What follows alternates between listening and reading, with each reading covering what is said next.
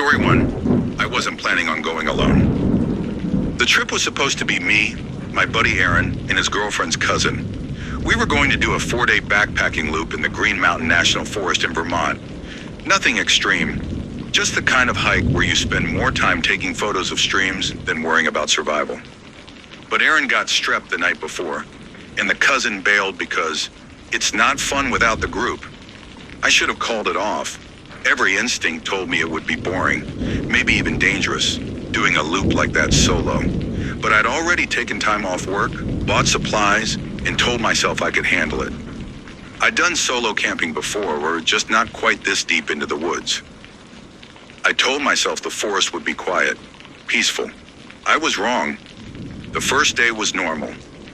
I parked at a small trailhead off an unmarked road and signed the registry in the metal box, a list of names and dates in faded pen. Only 2 other parties had signed in that week, both doing shorter out and backs. The trail was narrow and sometimes overgrown, with sunlight filtering through spruce and fir. It smelled of wet earth and pine sap. My pack felt heavier than it should have, maybe because I'd added an extra blanket in case the nights were cold.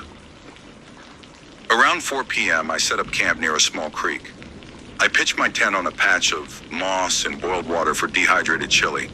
There was no one around, no distant voices, no sound of human life at all. Just the steady rush of the creek and the occasional creak of the trees swaying above.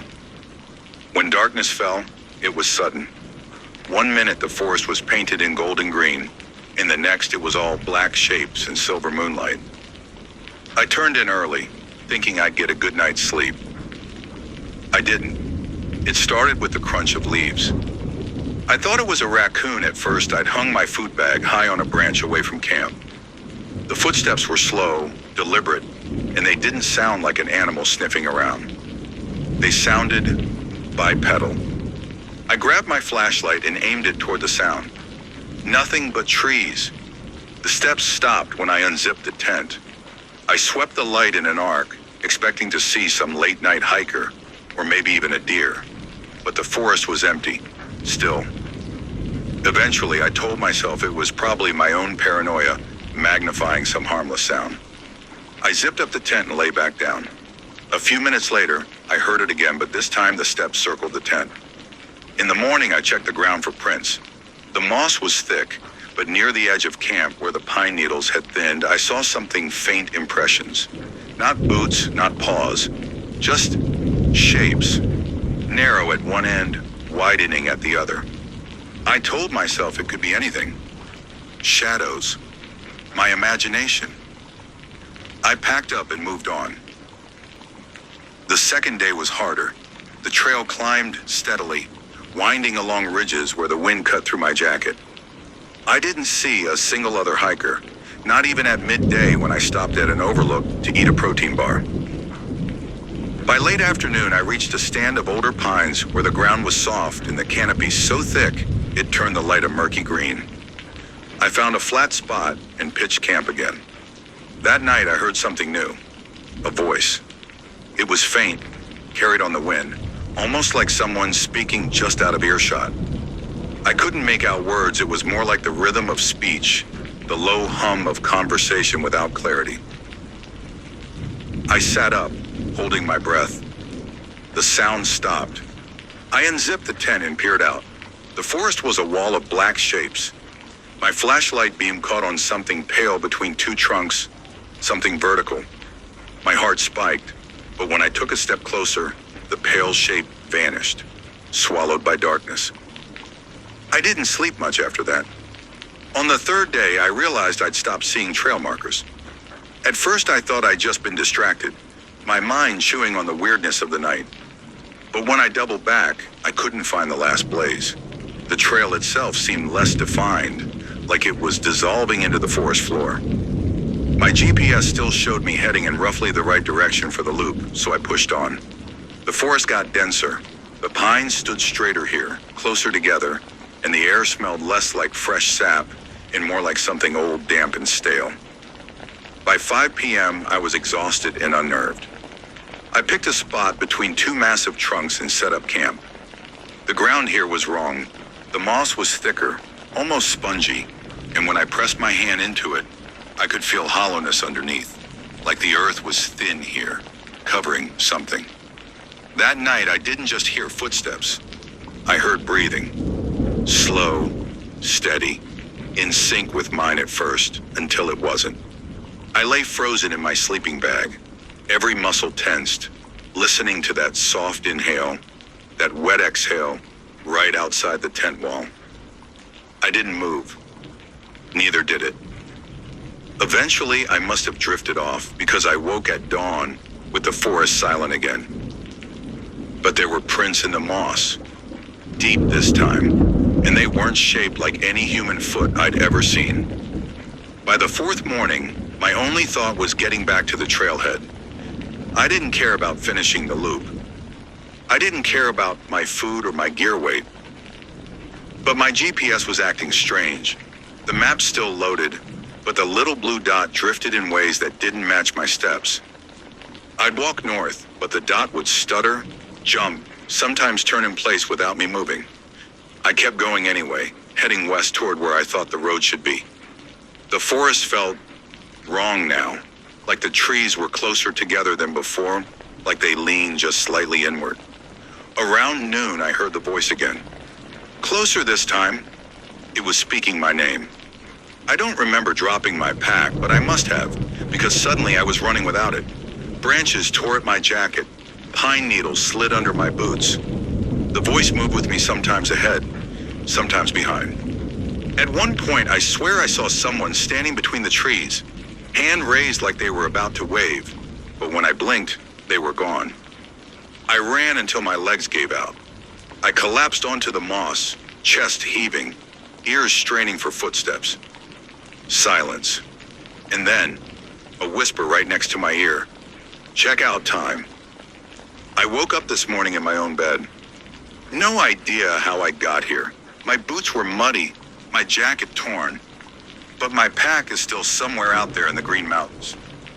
And last night at 3:17 a.m., I woke to the sound of breathing in my room. The moss smell hasn't left yet. Story 2. I booked the campsite because it was the last one available for the weekend. Loop C, Site 47, right at the edge of the park's map, tucked against the tree line where the gravel road ends. The ranger at the check-in station smiled when she saw my reservation. Not the friendly kind of smile, more like the way you smile when you're not sure whether to warn someone or let them find out for themselves. Quiet back there, she said. Real quiet. When I pulled in, the rest of the campground was buzzing kids on bikes, someone grilling, music leaking from portable speakers. But as I drove toward my loop, the noise thinned out. By the time I reached Site 47, there were no other tents in sight. The gravel road ended in a turnaround just past my spot, and beyond that, the woods stretched in every direction. It wasn't bad, though. My tent faced the fire ring, with the trees forming a dark, steady wall just beyond. I set up camp, made a small fire, and read until the sun went down. That's when I heard the first voice. It came from the trees not deep inside, just past the tree line. A low, muffled murmur, like two people speaking to each other in a language I couldn't place. I turned off my lantern and listened. The voices stopped. Figuring it was someone cutting through the woods to another site, I went back to reading, but every few minutes I'd catch it again. A fragment of a sentence, a rise and fall in tone. Always too faint to make out words. Around 10:30, a light appeared between the trees, small, like a flashlight beam, moving slowly parallel to the campsite. I watched it pass behind the trunks, stop, backtrack, then vanish. No footsteps, no rustle of leaves. Just gone. At 2:17 a.m., I woke to the sound of someone walking around my tent. Not fast, not sneaky, just a slow, steady crunch of gravel, pausing every few steps. I stayed still, telling myself it could be a raccoon or deer, but I knew it wasn't. You can tell when the weight on the ground is human. After a minute, the steps stopped right next to my head. I held my breath. Something brushed against the tent wall, just the faintest press, like fingertips dragging along the fabric. Then silence. In the morning, I unzipped the tent and scanned the site. No one was there, but in the gravel near the fire ring, I saw prints. Not boot treads, not bare feet, just shallow ovals, as if something round and smooth had pressed into the ground. When I went to the restroom later, I mentioned it to the ranger. She asked which side I was in. When I told her, she paused, then said, "Some people just like to keep to themselves out there." She didn't ask for more details. The second night, the voices came earlier, louder, closer. I turned off my lantern again, waiting.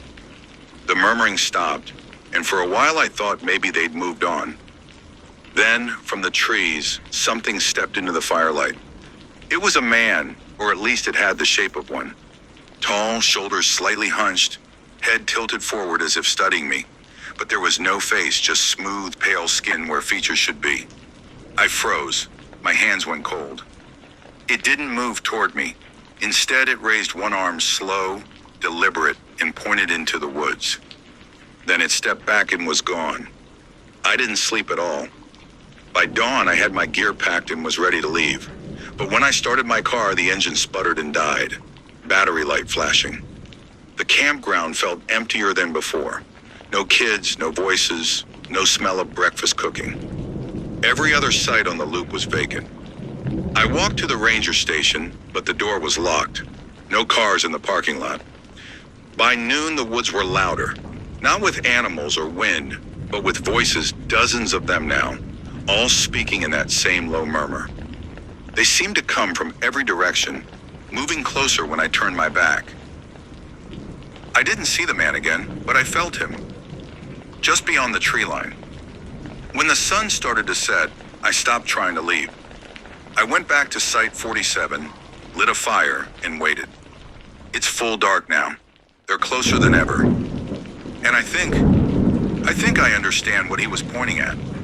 Story 3. I'd been hiking solo for years without a real scare. Sure, there'd been the usual storms blowing in too fast, a couple of close calls with snakes, but nothing that made me want to quit. This trip was meant to be 3 days in the Adirondacks, following a marked trail that looped past a chain of small lakes before circling back to the main road. Easy enough. The first day went exactly to plan. I set up camp by the second lake, cooked dinner, and slept under a clear sky. It was on the second morning that I saw the other trail. It wasn't on my map, just a narrow break in the brush, packed dirt, heading away from the lake at an angle that felt deliberate. No marker, no entry sign, just there. I told myself I'd follow it for a little bit, just to see. That's how I found some of my favorite spots, deer trails that lead to hidden overlooks, dry creek beds that open into meadows. But this one was different. The farther I went, the quieter it got. No birds, no wind, even the crunch of my boots seemed to fade. The trees on either side leaned in, making the path feel narrower, darker. I kept walking anyway. After maybe half an hour, I noticed something strange. The dirt under my feet was perfectly smooth. No rocks, no roots, no signs of erosion. Just hard-packed soil, like it had been tamped down by, I don't know. I was just starting to think about turning back when I saw the first marker. It wasn't paint. It was a shape carved into the bark of a tree, an oval with a vertical slash through it. Fresh, the wood underneath was pale, almost white. There was another one a few yards ahead, and another. The trail ended in a clearing. Right in the middle was a fire ring made of stones, but there were no ashes, no burnt wood, just clean, cold rocks. Around the edge of the clearing, the trees all had that same carved oval, some high up, some at eye level. That's when I noticed the smell. It wasn't smoke, it wasn't decay. It was like the inside of a closed room that hadn't been opened in years still.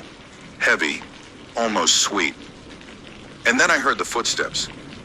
They weren't behind me, they weren't ahead. They were everywhere. I spun around, heart pounding, but the clearing was empty. The footsteps grew louder, closer, but I still couldn't see anyone. And then just for a second, the light in the clearing dimmed, as if something huge had passed between me and the sun. I bolted. The trail was gone. I swear I retraced my steps exactly, but the packed dirt path had dissolved into leaf litter and roots. Every direction looked the same. I walked for hours trying to find the lake, the main trail, anything. By sunset, I was still in the woods. That's when I saw the carving again, the oval with the slash, but this time it was on every tree around me. And from the darkness between the trunks, the footsteps started again. I don't know how long I ran. I don't remember falling asleep, but I woke up this morning in my tent, back by the lake. My GPS shows nothing unusual, no unmarked trail. Everything looks normal, except the inside of my tent smells sweet. And one of the poles has a fresh carving in it, an oval with a vertical slash.